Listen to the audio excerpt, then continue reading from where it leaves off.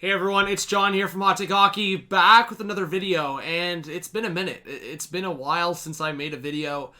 I think like at least a week and a half, something like that. And obviously I've talked about it, like school and personal stuff, it gets in the way sometimes. But as I've said, this is what makes me happy. I love doing content, I love doing streams. Unfortunately, I haven't been able to lately.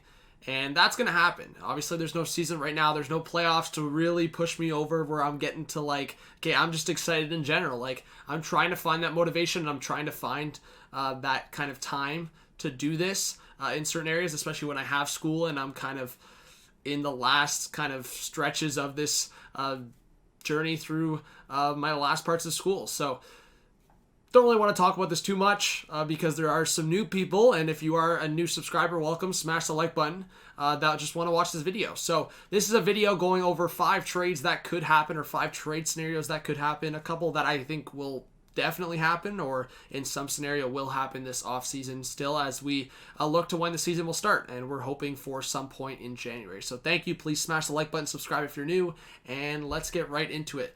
Starting with one trade scenario that I think will have to happen, and that's for the Islanders in order to re-sign Matthew Barzal.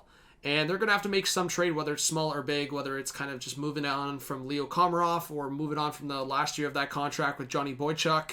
Josh Bailey they could trade as well in consideration with the Seattle expansion draft. They're at risk of losing a guy like Josh Bailey or Jordan Eberle, so if they move one, get assets back, then they won't lose a guy for that expansion draft, and they create the cap space for Barzal. Nick Leddy could be a guy, but I think it's less likely after moving on from a guy like Devon Taves, but you never know. But I do think this is a trade scenario that probably will happen with one of these players this offseason still with the Islanders. Lightning, Devils. I think they could hook up for a trade. I think the Lightning will make a couple trades still before the season starts, and I think it's including 2 of these 4 guys potentially. Tyler Johnson, Alex Killorn, Palat, Sergachev. Obviously, they want to keep Sergachev. It depends the price tag. I think they want to keep Palat. They want to keep Killorn. But Killorn doesn't have the full no movement clause. Johnson, he does. He was on waivers. No one claimed him, so it would have to be a complicated trade, most likely. But I think the Devils would definitely want to take advantage of getting one of these guys. A guy that doesn't have as much value right now because whoever gets traded is tagged as a kind of cap dump for the Lightning. So I think the Devils could take a chance on one of these guys, but it could be a different team as well. So this trade rumor, Boston, Calgary, it's been swirling around a lot. Hanifin for Carlo Plus. I think the Bruins could still look to trading DeBrusk, so look out for the DeBrusk trade rumors. But I think for both sides, this could make some sense. Hanifin hasn't really fit completely with Calgary. Maybe on that left side with McAvoy, that could be the next top pair for the Bruins going forward. And Brandon Carlo. He could be another guy on that right side for Calgary. They've already got a couple of guys in Rasmus Anderson and Chris Tanev. I was about to say Brandon Tanev. Chris Tanev. So it's interesting. I think there's possibilities. I don't know if Carlo's the greatest fit for the Flames, but the Flames have always been known to be solid on that right side. And they would have 3 really solid guys on that right side if they were to make a trade like this.